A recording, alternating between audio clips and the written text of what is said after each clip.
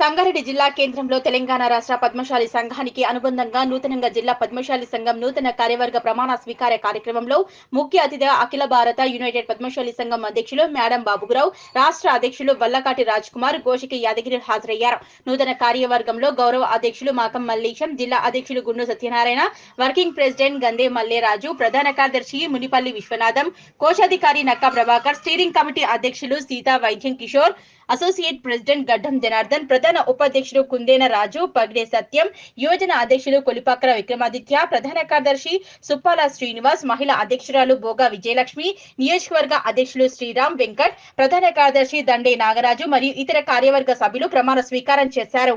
సంగారెడ్డిలోని ఓ function హాల్లో నిర్వహించిన ప్రమాణ స్వీకార కార్యక్రమంలో పద్మశాలి కుల బాంధవులు, యువజన సంఘం సభ్యులు, మహిళలు పాల్గొన్నారు. మనంత నిజాయితీ పరులు ఏ కులంలో కూడా లేరు. నిజాయితీలో ముందుండమ్మ ఎవరా అంటే పద్మశాలి. మనకు ఆ గౌరవం ఉంది కాబట్టి మనం ఒకే ఒక రంగంలో వెనుకబడి ఉన్నాం. ఒక రాజకీయ రంగం తప్పితే ఆర్థికంగా, సామాజికంగా అన్ని రంగాల్లో ముందున్నాం.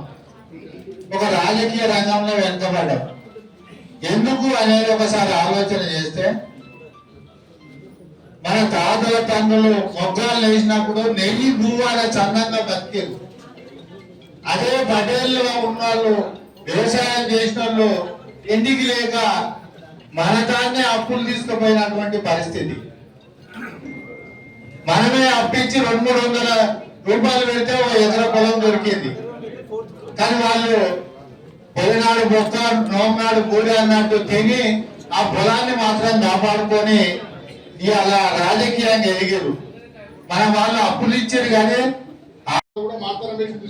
సంగారెడ్డి జిల్లా ఐక్యమత్యం చూపించడానికి నిదర్శనం తీసుకోవాల్సి వస్తుంది, అవసరం ఉంది. రాష్ట్రం మొత్తం కూడా నాకు కోపం వస్తుంది. పద్మశాలిలో ఐక్యమత్యత లేదంటారు. మనమే అనుకుంటున్నాం ఆ విషయాన్ని. చాలా తప్పది. మనం ఒకసారి ఐక్యమత్యత లేదయా అని చెప్పి మనం అనుకుంటే ఎన్నిటోళ్ళు 10 సార్లు అంటుంటారు. కనుక ఎప్పుడు కూడా నేను 1-2 విషయాలు మాట్లాడతాను. ఐక్యమత్యత విషయము, రాజకీయం 2 విషయాలు మాట్లాడతాను. ఐక్యమత్యత ఉన్నది అని చెప్పడానికి సంగారెడ్డి నిదర్శనం.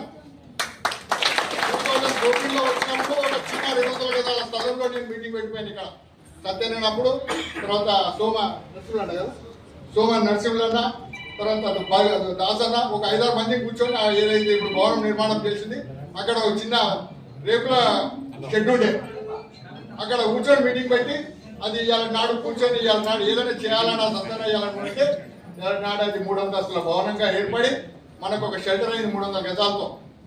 అంటే నాడు పద్మశాలిలకు ఐక్యత ఉంటేనే ఇవాళ నాడు అంత పెద్ద పద్మశాలి భవనం అయింది. ఇవాళ మార్గండి అనేటువంటి అందరు కలిసి కూర్చొని చేయడం వల్ల ఐక్య. విజయలక్ష్మి గారు జిల్లా మహిళా అధ్యక్షురాలుగా,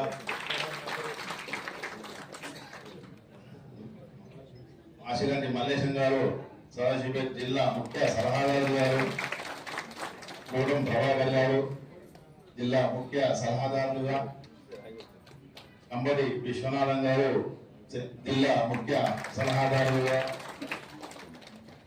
కొలిపాక విక్రమాదిత్య గారు జిల్లా యువజన సంఘ అధ్యక్షులుగా, ఆటిపాముల రాము రాష్ట్ర యువజన ఉపాధ్యక్షులుగా, రవీందర్ జిల్లా ప్రధాన ఉపాధ్యక్షులుగా, వీళ్ళందరూ ఏకగ్రీవంగా వీళ్ళందరినీ ఎన్నుకున్నందుకు వీరికి మనసారా మా తెలంగాణ రాష్ట్ర పద్మశాలి సంఘం తరఫు నుంచి, అలాగే నన్ను ఎన్నుకోబడ్డ 48,381 ఓట్ల నా ఓటర్ల అందరికీ మీకు అభినందనలు చేస్తున్నాను. అలాగే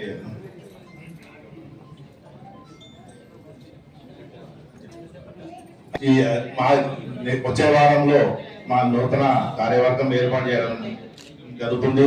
అలాగే ఈ కార్యవర్గం ఏర్పాటు చేసిన తర్వాత ప్రతి జిల్లాలో, ప్రతి గ్రామంలో ఒక కమిటీలు వేరే జరుగుతుంది.